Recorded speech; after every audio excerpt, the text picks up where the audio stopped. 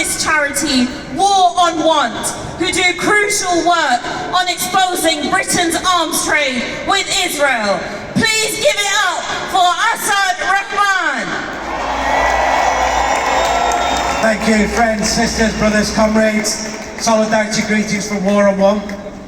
I look here at all of us, and we stand here as a movement of movements, of black, brown, white, Jew, Christian, Muslim, young and old.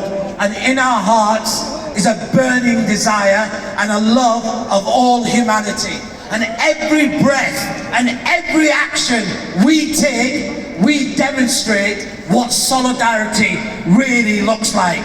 United with one voice to send a message to all of our sisters and brothers in Palestine. In this moment, you do not stand alone, you will never stand alone, because we are all Palestinians. And we do so at a moment, a crucial moment in history, when everything we do and what we have done and what we'll continue to do is a difference between life and death for a trapped, brutalized and occupied people. And we say clearly to those cheerleaders of death, those who have turned hunger into a weapon of war, those who have starved, bombed and destroyed, stop the bombing, ceasefire now.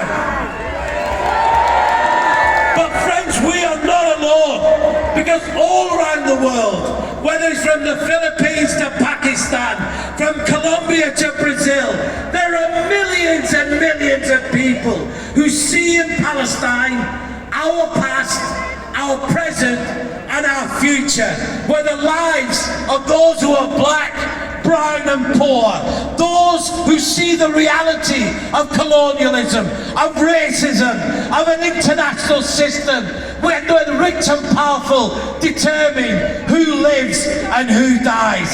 And we, friends, here in the UK have a special responsibility, a greater responsibility than probably everywhere else in the world, because it's in these buildings that colonial masters drew lines on maps, giving away land that they did not own to the colonial and settler colonialism. And we have a word, and we have to say with one voice to those people in that parliament behind us, those who have been complicit in their silence, those who have actively armed Israel, who actively justified war crimes, crimes against humanity, and now are staying silent on genocide. If you can oppose Russian bombs falling in Kiev, you can open your work mouth and oppose Israeli bombs falling on Gaza. If you can weep when Ukrainians flee their homes, then shed just one tear for the Palestinians who have nowhere to flee. And if you can impose sanctions on Russian aggression, where is your action on Israeli genocide? We have seen empty words and crocodile tears from Starmer and Sunak, because their humanity stops when it comes to Palestinians. For them, Palestinian lives don't matter, even as a genocide is being beamed live into our living rooms, of doctors and journalists, of medics, of women, children and men, of being murdered, of hospitals being destroyed, mosques and churches being destroyed, of settler colonialists and extremists in the West Bank deliberately ethnically cleansing with impunity.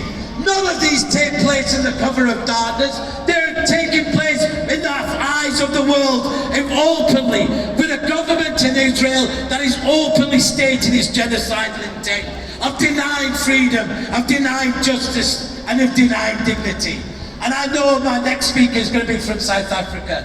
And I want to remind people that once we stood here at this very same spot, shoulder to shoulder with the South African people, calling for an end to South African apartheid, when our own government was colluding with it. And today, we stand shoulder to shoulder with the Palestinian people when our government is colluding with Israeli apartheid. But just as when South Africa fell because of our actions, so Israeli apartheid will fall. Free Palestine, end genocide, end apartheid.